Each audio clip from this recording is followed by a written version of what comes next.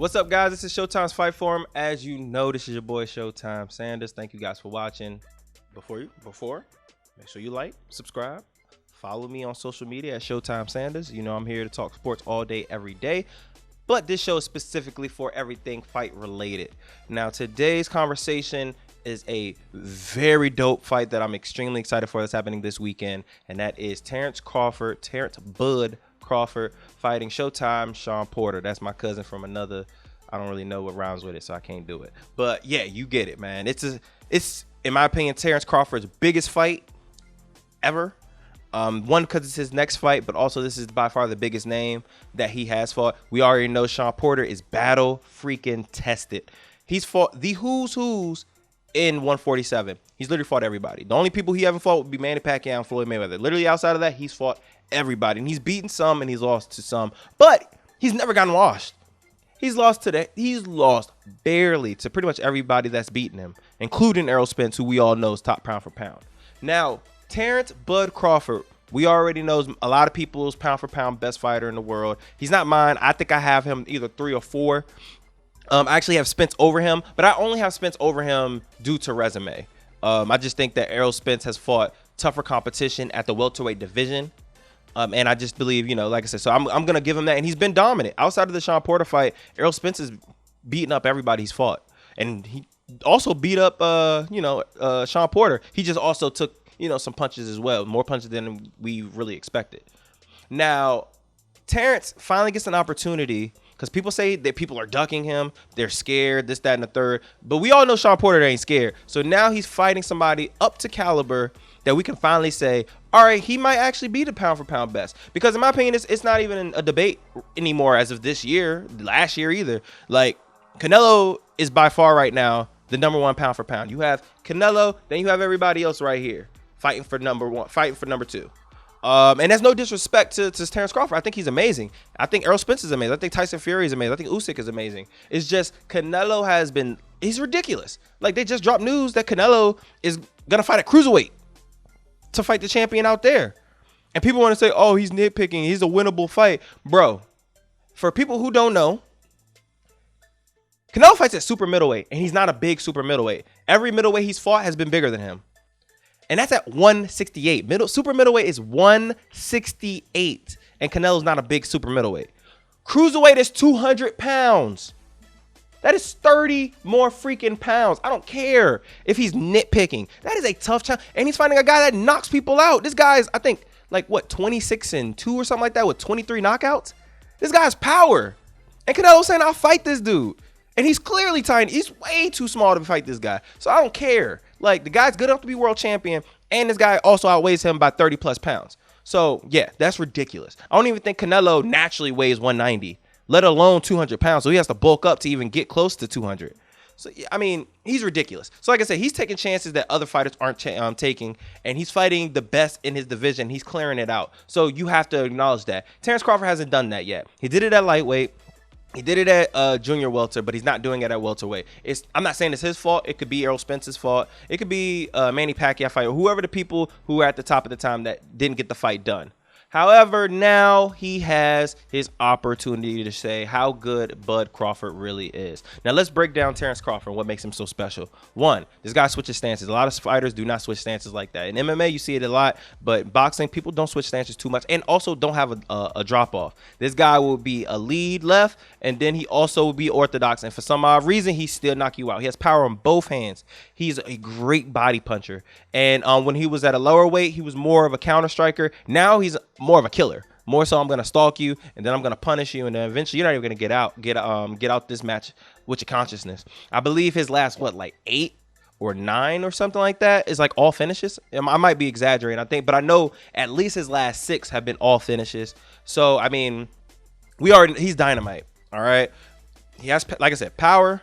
He has the strategy. Mentally, he's just there. He's a great boxer. He can brawl with you. You don't really want to brawl with him because he can knock you out. And then he's kind of like a computer. I don't like to compare everybody to Floyd, but he has some Floyd tendencies of analyzing his opponent and then breaking you down and then eventually getting the finish. He's not like some Mike Tyson that's going to knock you out in one round.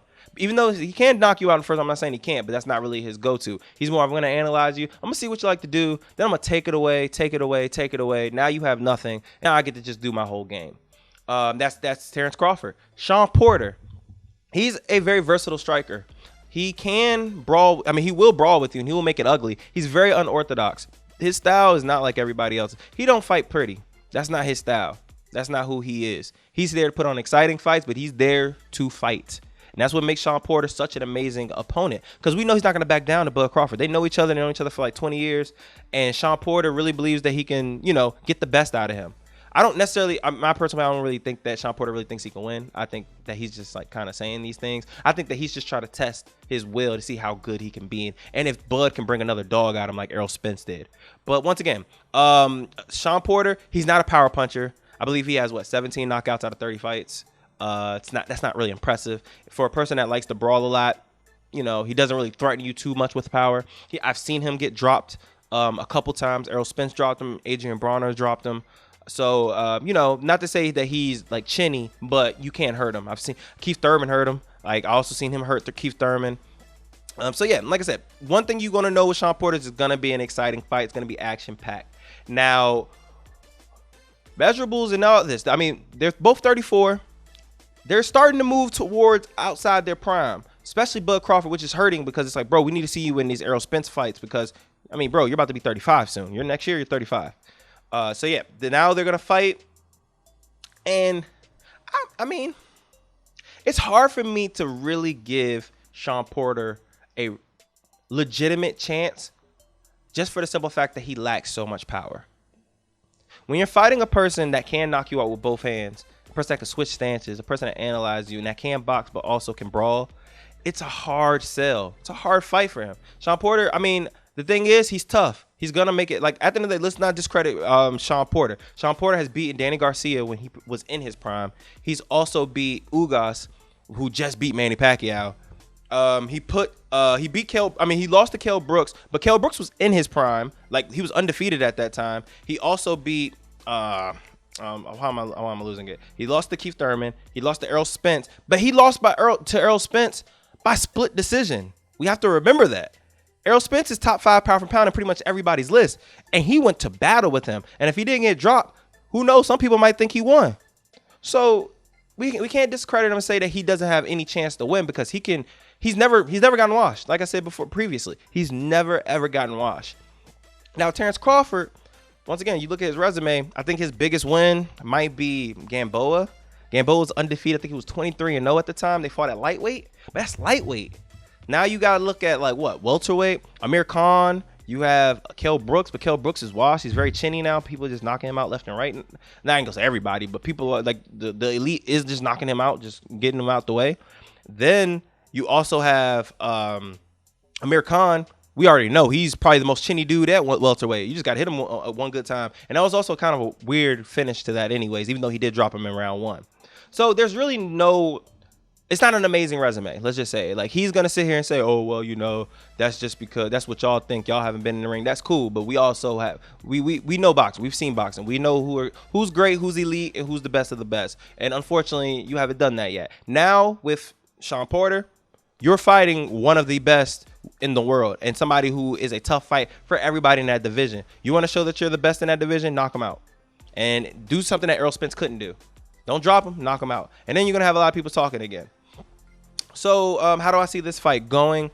I think it's going to be a dogfight at first. I know Shawn Porter's going to come in there aggressive, and he's going to make it ugly. But I do think by the time the 6th round hits, I think that Terence Crawford is going to really start breaking them down with body shots. And I can see him getting dropped with the body.